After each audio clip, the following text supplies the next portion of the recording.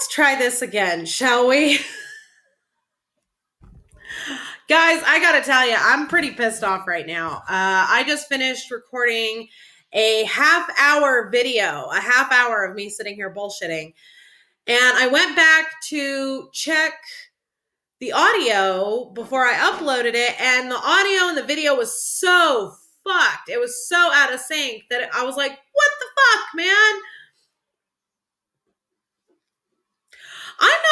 When it comes to stuff like this, I'm not very savvy on this sort of shit. You know, I know that like a lot of people, I know that a lot of my viewers get kind of pissed off at me because, you know, oh, your camera quality is not that great, or you should be doing this or whatever. And I'm like, you might as well be speaking fucking Japanese to me. Okay. I've got enough brain cells for writing historical fiction and criminal investigation. And that's about the extent of it. You know, anything beyond that is just a little too much. So anyways, first of all, I wanted to draw your attention to my shirt. This is my I Stand with David Thorne t-shirt. I got the wristband too. And the reason why I want to draw your attention to this is these are being sold right now by David's amazing wife, Sue, to raise funds for his defense. He now has defense attorneys, which is really awesome. I'm so excited about this. So he now has attorneys. He hasn't had attorneys for quite some time. And now they're selling these t-shirts. So the shirt is $20. The wristband is $5. You pay through PayPal. You pay to support at freedavidthorne.com. And Sue will ship your merchandise out almost immediately. And, you know, this is the front of the shirt. Back of the shirt's got that. So, yeah. So go to PayPal, pay $20, help raise money for DNA testing and all that awesomeness. So that's what I want to point out there. The reason why I'm making this video, and Merry Christmas Eve, everybody. The reason why I wanted to make this video is because I was asked by a viewer. Let's find out exactly who. You know I like to cite.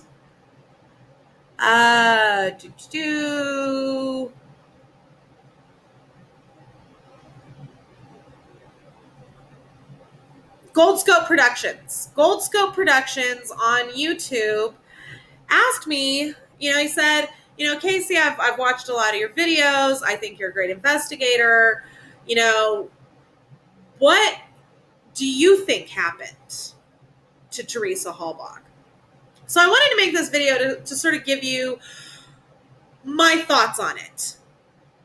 And this is all based off of the evidence that I've seen, off of the evidence that I've analyzed, off of the evidence that I've sent over to colleagues of mine who are experts in various fields, and I had them take a look at and, you know, sort of give me their best impression of what occurred. That's what this is based on. I call it my working theory. It's much like a working title. When you're an author, you know, you'll have a certain title of your book, and it's just, you know, so that you've got a title there to kind of build off of. It's like that. And so this is my working theory. This is my hypothesis as to how everything went down. Now, there are two people in the course of this case that really kind of drew my attention pretty much from the word go. And if I haven't talked about it a lot, it's primarily because I didn't have the evidence at the time to build off of. So there's that. But these two have been on my radar all along. And I have talked about them. Just not as much because we don't know as much about them as we do as, say, about Scott Tadych or Bobby Dassey. And that's because Scott Tadych and Bobby Dassey are members of the Avery family. So there are members of the Avery family that we can sort of go to, us truthers can sort of go to and ask questions, and they'll provide an answer. These two people, I'm pretty sure that we could go to their families or their friends and ask questions. The question is whether or not we would get an answer. That's the sticky wicket. So the two people that I feel really had, the guilt lays at their doorstep. This is who I feel committed this crime, are Ryan Hillegas and Scott Bloedern. Now, I don't believe that Scott Bloedern had anything to do with her murder per se. I don't think, I haven't found any evidence that suggests that he had anything to do with her death itself. Ryan Hillegas, I believe, killed her. And I believe that it was over jealousy. Means, motive, and opportunity. Let's look at that here. Ryan Hillegas, it's pretty obvious that he was a jealous ex-boyfriend. Lord knows we've all had one of those. He was a jealous ex-boyfriend. She was, she was in a roommate situation with his best friend. Come on. Even the most not jealous ex-boyfriend on the fucking planet is still going to raise his eyebrow if you're suddenly roommates with his best friend. Just a little weird. I'm not saying that it's Teresa's fault. Don't get me wrong. I'm not saying that what did she expect to happen? I'm not victim blaming here at all. I'm just saying that was an explosion waiting to happen. I believe that Ryan killed her. I believe it was over jealousy. And I believe that Scott Bloedern assisted Ryan in the cover-up, in the disposal of the remains, blah, blah, blah. Now, the reason behind all this is, number one, that fucking awkward-ass interview with Ryan Hillegas and Mike Halbach. Oh, my God. That was the most awkward interview I have ever fucking seen. Jesus Christ. Now, I would like to add a disclaimer. I don't know if Mike Halbach had anything to do with Teresa's death, and I don't know precisely because we don't know a whole lot about him. At least I don't know a whole lot about him. I haven't gone digging into everybody's lives the way that I know a lot of other people have, primarily because I have to work off of the evidence that I have. Okay? So,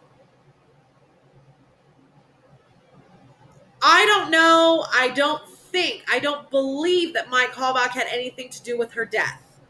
I think he does know more than he's saying, or he at least suspects more than he's saying, but I don't think he had anything to do with her death. Point blank.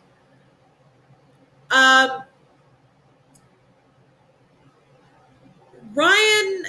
that interview alone, he bald-faced lied in that interview. I've never been on the property. I was never on the property.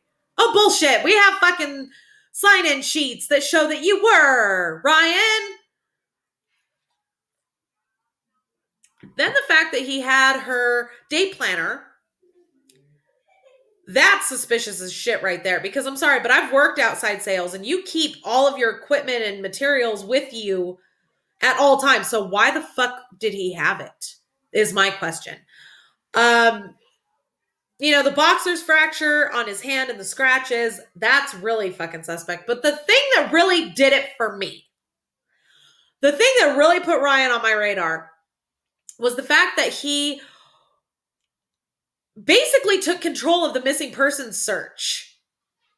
And he's the one who decided where everybody was going to search.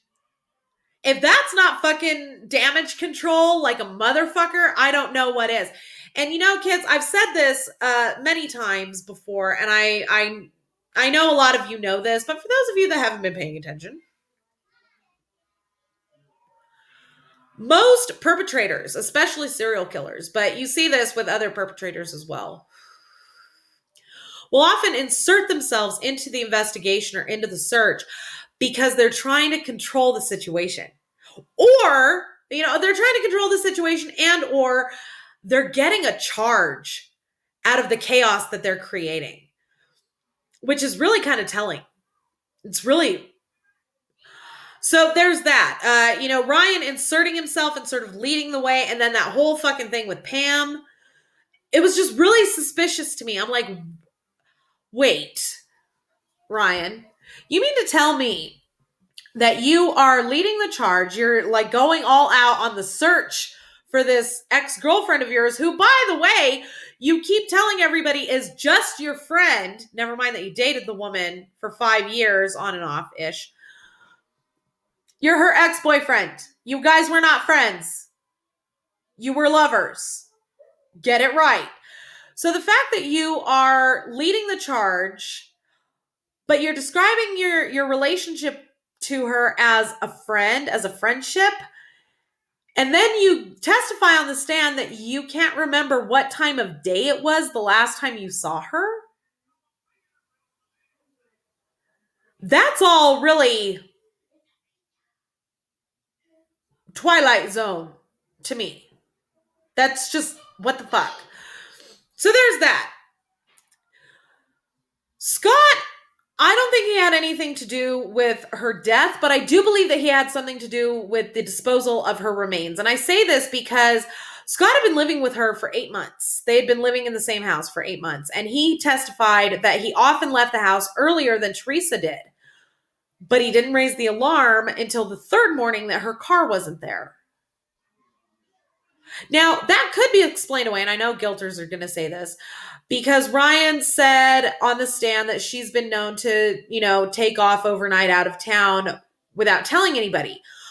But then Scott fucked him up on that one, because Scott said, Scott, her roommate, the guy who fucking lives there, said that she's never taken off out of town without, first of all, overnight, and certainly not without telling somebody where she's going, like her mom.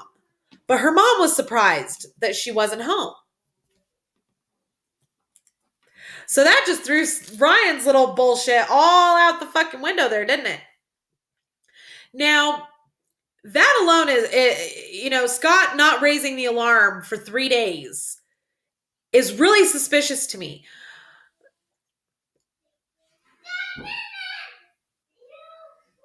The first morning I could buy. They'd only been roommates for 8 months. So he could have very well been like, maybe she stayed at her mom's house, or like maybe she met a guy, or, whatever.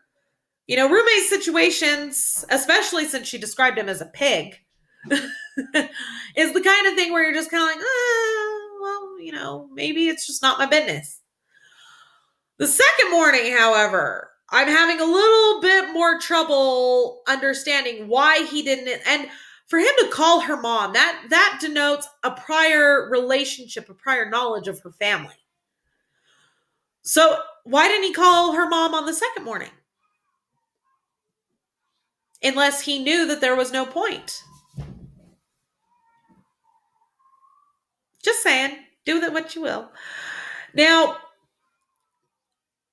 so I don't think Scott had anything to do with her death. I believe that Ryan is the one who killed her, perhaps at her home. I mean, let's face facts here. Almost immediately after she went missing, Ryan moves into her house. Controlling the situation there, Ryan? Inserting yourself in a little too much, Ryan?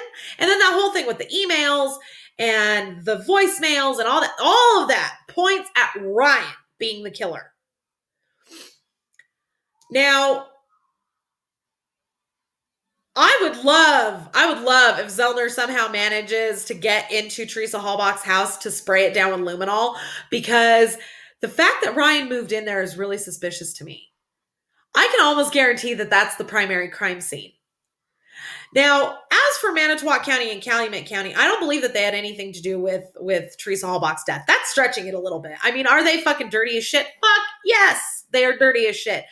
But I don't think that they would go so far as to kill somebody. I think what happened was Ryan killed her, Scott helped him to attempt to dispose of the remains, and somehow Calumet County or Manitowoc County Sheriff's Department got wind of this, probably Manitowoc County because they're the ones, got wind of this, figured out that she had been at Avery's house recently within the last few days and went, hey, Here is a golden opportunity to make all our problems go away.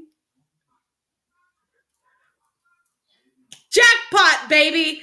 So personally, I think it was a deal with the devil. I think that Manitowoc County found Teresa Halbach's car or her remains, figured out real quick how the fuck things went down and who did it. I believe that the people involved in this cover up know exactly who fucking killed her. They know. And then proceeded to work with Scott and Ryan to build the case against Steven Avery. Hey, we'll, give you a get out of jail free card, but you have to help us frame Steven Avery for this. That's how I think that shit went down. I'm still jockeying around the details on that. And quite frankly, right now I'm a little stuffy. My allergies are going fucking apeshit. So, pardon me. But that's how I think that went down. I don't think Calumet County or Manitowoc had anything to do with her death. But I do think that they know exactly who fucking killed her. And I don't think that it's the whole department. It's maybe 10 people, 12 at the most. Link, Colburn, Kratz, Poggle, Dietering, Baldwin, Kush. Oh, absolutely. Kush. Whatever the asshole was who was supposed to be retired and found the barrel, found the shit in the barrel. That asshole, and maybe a few others. Oh, Wiegert and Fossbender. Oh, fuck yeah, they knew. They fucking knew. And they know exactly who killed her. They know. I can fucking guarantee you that. They know. They had to have. Because how do you make a deal with the devil if you don't know who the devil is? What? You go supernatural and bury some shit at a crossroads? Come on. Come on. I mean, I'm a Supernatural fan, but Jesus Christ. So that's how I think things went down. I think Ryan killed her in a jealous rage, probably at her house. I feel like I'm playing Clue. It was Ryan Hillegas at her house in a jealous rage with a hammer. I think Scott either walked in on the crime or walked in on the aftermath of the crime and assisted Ryan in the disposal, because what else could have separated best friends? I think Manitowoc County found the remains or the disposal site, figured out what happened, and then figured out that Teresa had been to the Avery salvage yard recently and realized, hey, this is a great way to make shit go away. I think the state assisted, at least as much as in the form of Ken Kratz, because of the lawsuit. I think that the entire state of Wisconsin has a vested interest in making that lawsuit go away, so they're willing to do whatever the fuck it takes. And I think that Brendan Dassey got caught in the crossfire, unfortunately. I think Scott and Bobby do know, Scott Taddick and Bobby Dassey, I think they know more than they're saying, but they've been persuaded to speak in the other direction. That's as far as I'm going to go on that. I think Barb Taddick knows more than she's saying, and I'm not going to speculate on what she knows. I'm just going to say I think she knows more than what she's saying.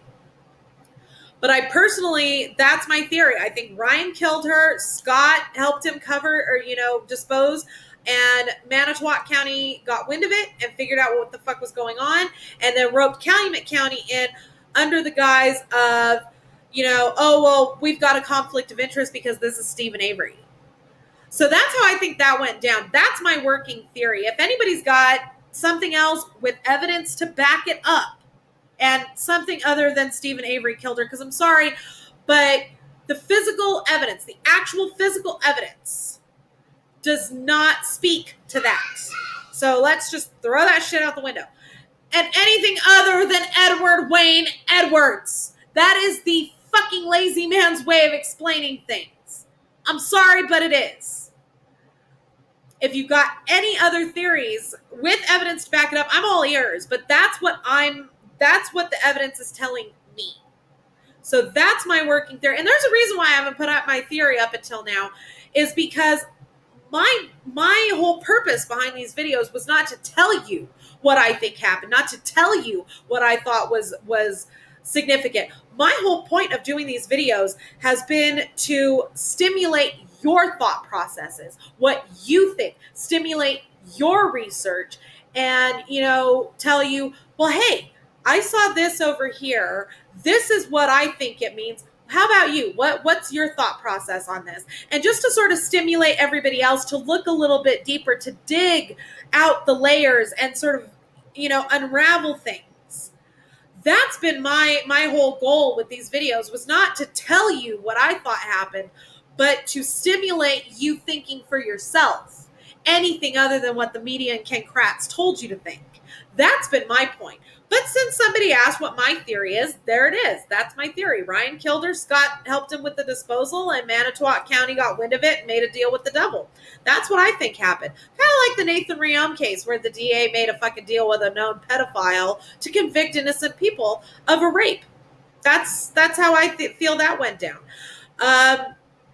So that's my working theory. Yeah. I thought I had something else to add to that, but apparently I didn't. As my mom says, must not have been important. So there we go there. Now, I will leave a link down below in the description to my Patreon account. As you guys know, I cover so many more cases than just the Avery Dassey case. I deal with David Thorne. Right now we're working on Nathan Riom, me and my team. And, those case files are expensive, guys. And ink and paper are expensive.